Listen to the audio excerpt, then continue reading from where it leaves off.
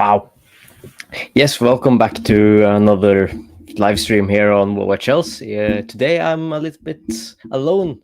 Alfred is busy and so is Sadiq, so I am going a little bit solo today. I might get a guest later on, but we'll see if he is available. So, yeah, Chelsea to Leicester 1. What an eventful game. Started up so well, in my opinion. Important victory, yes, indeed, Shayan. Welcome. Started off so well, felt like we were controlling the game. Like Leicester barely had a shot. We just did really well. And then all of a sudden, later on this in the first half, it then collapsed a little bit.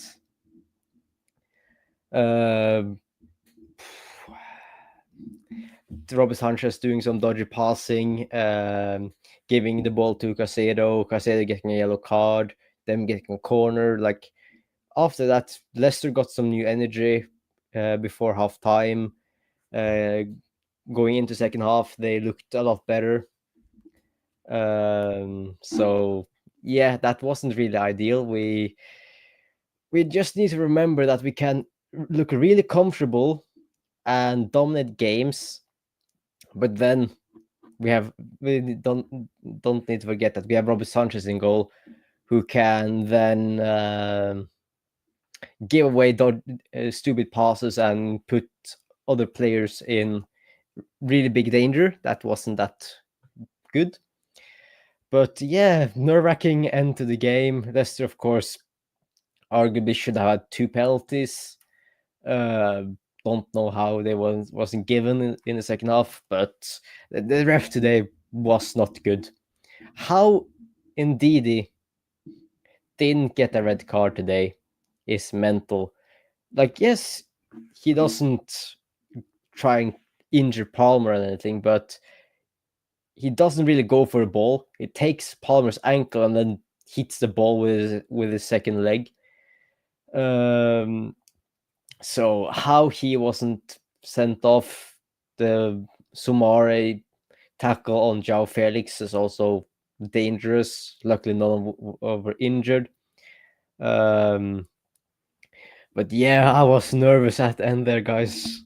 That was, like someone said, squeaky bum time. Big up to everyone in the comments as well.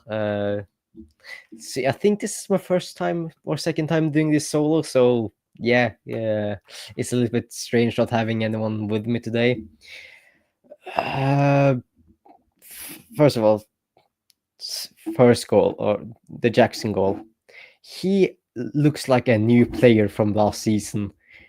He's already on half his goals in total from last season. 7 goals in the league, only 4 players above him.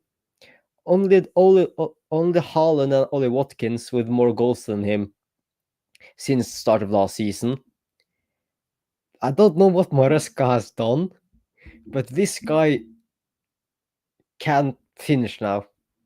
That goal was beautiful. That touch, the flick there, and then the finish with the outside of his right foot into the far corner or far side of the goal is beautiful. Of course, we arguably should have had more goals. I think everyone who has Palm on FPL is annoyed with Noni Madueke there for blocking his arguably an open goal. Of course, jumps with his right foot and then leaves the left foot down, so he blocks the shot. Palmer looked annoyed, but also forgave him. Beautiful goal for the second goal that was ruled out for offside. Well played, of course. Unlucky that Kukurea is a little fine margin offside, but that's how the game is. Second goal, well taken. Good pass from Kukurea. Was surprised that Jacson won that header, and then Enzo right place, right time. That's what we need for also our. And yeah, it was a Well placed header, of course, an open goal, but we needed that to see the game off after how the second half turned out to be. Leicester got more back into the game, and yeah, it was not as comfortable as I liked it in the second half. I don't know what happened. Uh, Less substitutions than we're used to from Enzo Maresca, and later in the game. I don't know why. I felt we could have done with the changes earlier. Hopefully, Caicedo is okay. Like, I don't know. I know it didn't look like he was injured, but he played early. Was it Thursday or Wednesday morning in South America, and then played today. Of course, with the travel time as well. But he was playing as like a lone midfielder there. There was plenty of times today that Leicester had a lot of counterattacking opportunities and just broke through our midfield. Like, to be honest, today was, in the last few games, kind of the worst, like, overall performance from our midfield in terms of how non-existent they were when Leicester first got the ball and tried to play through our midfield. They succeeded a lot of times. That's also because we played with like a diamond in midfield with like João Felix and Enzo, kind of like two wide in runners and stuff like that, and then Palmer as a central 10. I would like to see Maresca actually take off Noni earlier, and if then when he moved subbed on Nkunku, have Nkunku and João Felix in those kind of attacking midfielder positions and stuff like that, and move Palmer more out to the right, because we have seen in the last games, Arsenal, Liverpool, and stuff like that, that as long as Palmer is playing more centrally, every team can so much easier mark him out of the game. And that's why I don't understand why when sometimes Sonny isn't as effective. He had a okay game today. He looked better than he has done in the last few games. But when he isn't really delivering like goals and assists and stuff like that, why don't we try and move Palmer more as like a half midfielder, and then or try Nkunku or someone else out there, because we need more. Palmer can't play centrally, because then they can sometimes, yes, it freed up João Felix, who I thought was really good, but it also gives they can also put a midfielder just kind of sitting around Palmer, so Palmer has to drop deeper. He has to be less effective in the attacking third. That's what I don't like. Like, we are arguably one of the most creative midfielders and the best players from last season to this season in our team, and yet he has been less effective in these last few games. Like, we aren't seeing like what he did against Brighton. We aren't seeing what he can do, because the opposition is putting players just sitting around him. So kind of what Herrera did to Hazard, I think was in 2017 or something under Mourinho. They're just putting a player to be more around him and say, okay, you are not going to leave Palmer as long as possible. And when we see him drop deep, that's when they leave him, because then he isn't as much of a threat in the attack. Of course, he can have some magical passes, but yeah, and we can see why also Leicester didn't really want to like press us today early in the first half, because Noni had I would say a difficult chance, but a chance to put us 2-0 up with his volley in the air. Because there we can see why, because we have the capability of going on the counter. We have the pace for it. Nico Jacson, Madueke, Palmer is quick to be 6'2". Like this is a quick team.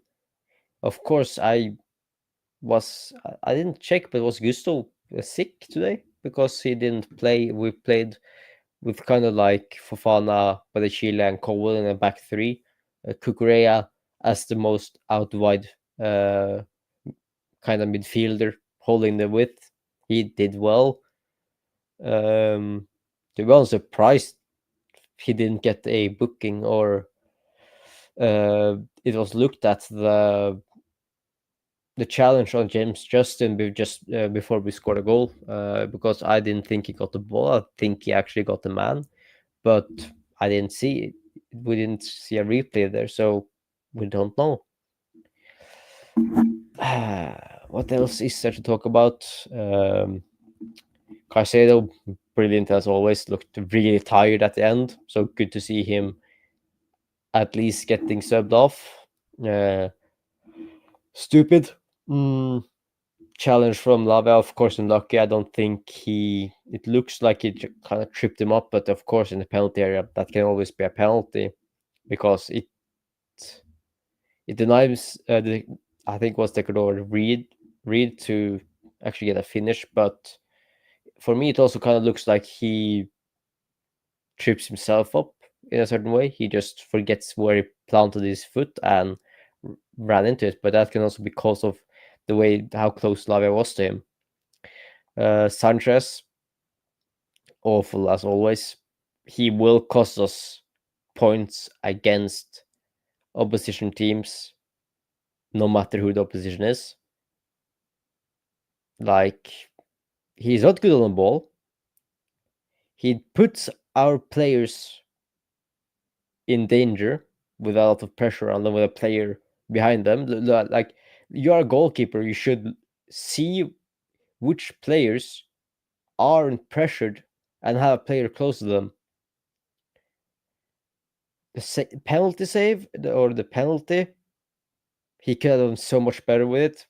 It looks like he wanted to go to his left, and then he saw where I was going to put it, and then he reacted a little bit late. He got a hand to it, I believe, from what I could hear, and you slotted in. So that's not good. He needs to be sold. Like, this guy is not at Chelsea level. I don't know if Petrovic is Chelsea level, but I feel like from what we saw last season, he's on, maybe not better on the ball, but I feel like he's more comfortable as a goal, like with the saves. He is doing okay for Strasbourg, really young Strasbourg team. Become Serbia's first-year goalkeeper for his national team. That's congratulations to him. Mike Penders, I don't know if he's ready at 18 to come into Chelsea and be the first goalkeeper, first-year goalkeeper. But what has Jorgensen Jorgensen to do to get into this first team? Because Sanchez isn't really filling the team or the supporters or the fans with confidence. I know he's backed by Maresca. I know he's backed by the board. But I know we have like 11 goalkeepers or something on the books with everyone out on loan and stuff like that. That's mental. Now, we shouldn't go out and buy another keeper, but why wasn't this sorted out in the summer? Honestly, he's not of the quality of Chelsea. He will cost us points, and I know every single fan believes this as well. Like, why do we keep persisting with Sanchez? He has already made as many mistakes leading to goals, as Kepa did in his entire Chelsea career in one season. In one season, he has made mistakes leading to goals, in 3 mistakes leading to goals. Kepa made 3 mistakes leading to goals in his Chelsea career. And I believed in Kepa. He looked good in our under Sarri in our Europa League victory. Kind of one of the reasons why we won the Europa League, with how we played against Frankfurt in the shootout. But Kepa is not to the standard of Chelsea, and not what we believed he could have in potential. He didn't reach his potential. I don't know if that was because he struggled mentally or what it was, but he didn't reach his potential. Sanchez is not, I would say, a Premier League quality of a goalkeeper anymore. That's the reason why he was dropped by Brighton. And if he was our second choice goalkeeper, I wouldn't mind, because we would barely see him. But seeing him in every single game this season so far, he has not been great. He was great against, was it Nottingham Forest and Bournemouth, saving a penalty and stuff like that. But against United, why on earth are you diving in on Rasmus Højlund like that to lead to a penalty? What are you doing? Like, this guy frustrates every single Chelsea fan so much. And it annoys, I think, all the Chelsea fans that he's so much backed by Enzo Maresca and the board. Because why can't they see that he will not get us to a league title? He's not of the quality. And maybe they believe that they can sort out the mistakes he's doing and stuff like that. But that doesn't matter. He's not on the quality on the foot as what Maresca wants. I think Hermansen today looked better. His distribution isn't great, but enough of that. I could maybe ramble about him for another 15 minutes, but that's enough of that. He just, what do Jørgensen have to do about it to get into the first team? I kind of hoped, in a way, when they got the penalty, that he would stand around the penalty so much that he would get a second yellow card. I don't think we then would have been allowed to use a substitution to bring on Jørgensen or the goalkeeper on the bench. Of course, I think it's Jørgensen. And a player had to go in goal because it's a direct penalty. But because I hope that, because the next game, Maresca had to do something to change, he had to change the goalkeeper. Maybe then would have started Sanchez in the Conference League and let Jørgensen play in the Premier League. But that didn't happen. He at least went the right way on the penalty. Was terrible for that. And stuff like that, yeah. I'm so negative for a victory. It's surprising me. Like, I should be happy that we at least won a game and got 3 points. And like people in the comments are saying, we're at least now leading over Arsenal. We have a gap over Arsenal now. And if they don't get a result against Nottingham Forest, we will have a gap on Arsenal. Arsenal now are under pressure against one of the best teams when it comes to away performances. Nottingham Forest is dangerous. That's why I'm scared when we play. I think when we play them away from home, or when we are at home. But maybe they will have fallen off by then and aren't performing to the same standard. But at least it's 3 points. like people are saying in the comments, is an important win. It's an important win for the league, and if you want to win the league, these are the types of results we have to grind out. Like, not always the 3-4, the smash and grab. We have to also have the hard for victory. Like, Leicester respect us today, but they could have gotten away, stolen kind of the result from us, stolen 2 points from us, because in certain times I don't think Sanchez really had to make a save today, apart from the penalty. But Leicester could have had chances to score a goal. Enzo looked good. Of course, was involved in the first goal today as well as the second. So that's good to see from him. Of course, I think it was last week we had a big discussion with Sadiq and KJ about Enzo Fernandez as well, about how I would say he is important to the team in a way. Of course, he hasn't performed to the standard he should be as a £100 million midfielder, but he is in a way important to when we score more goals than one, or when we don't score goals. Because today we scored 2 goals.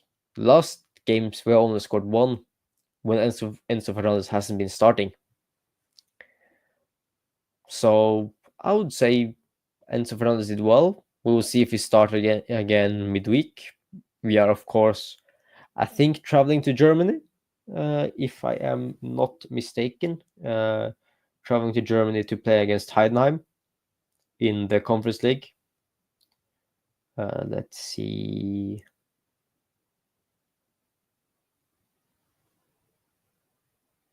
Chelsea, yeah, away at Heidenheim in the Conference League. So all the German Chelsea fans will have to enjoy that game, and of course, everyone that's traveling have to enjoy that game in the stadium. Going to be cold. I don't know what the temperature was in England today, but yeah. God, I don't know really what more to say. Man of the match for me today was Enzo Fernandez. Like, goal and assist today. Performed well, dictated the game. Was the captain today. Yes, for a second I thought Casero was captain, but Enzo Fernandez is now looks like being the vice captain. I don't know really why. He looks like a lead. I don't know why. But he is, and it's really strange from a Leicester perspective, in my opinion, how they can boo Fofana and give Dewsbury such an applause, because yeah, I know how important he was to them last season for that. But wasn't it Fofana one of your most important or your best defenders before he broke his foot and then signed for Chelsea a year later? He also gave you a lot of money. I don't see Leicester fans booing, I believe, Harry Maguire. I can't remember because I haven't really watched a United game. But are they booing Harry Maguire when he's on the ball the way Fofana was today?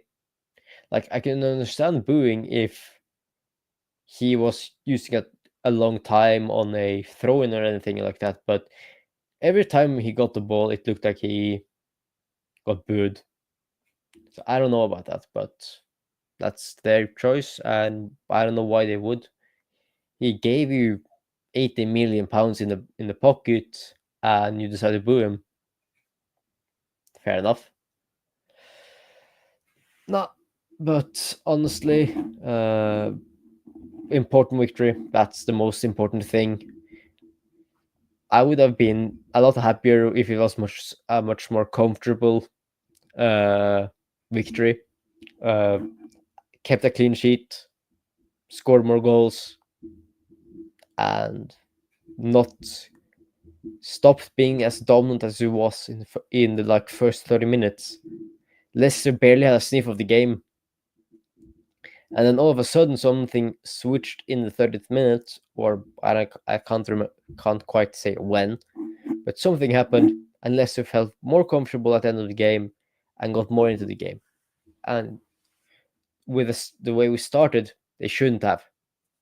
We should have finished that game so much earlier than trying to play and time waste for good portions of the game. Robert Sanchez getting a yellow card for time wasting. Not what I like to see. I can understand time wasting because we want the result, but I don't really like it if it happens for us or happens against us. If it was against Arsenal, something like that, I know I said I just didn't like it, but I wouldn't mind it because it's a harder position than Leicester. They just got promoted. So, yeah. Like I said, man of the match. Enzo.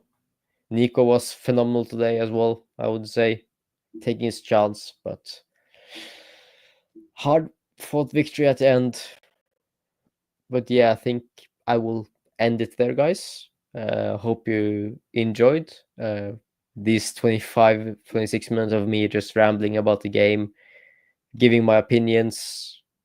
I have so much more to say, but I have also other things to do. So I hope you guys enjoyed me alone today. Don't forget to hit the bell notification button and subscribe as well, because I know we will hopefully be live streaming for the next game for Chelsea, and I can't remember who is that against. That is against Aston Villa on the 1st of December, next Sunday. So that will be a tough fixture. That's at home, 2:30 for UK time.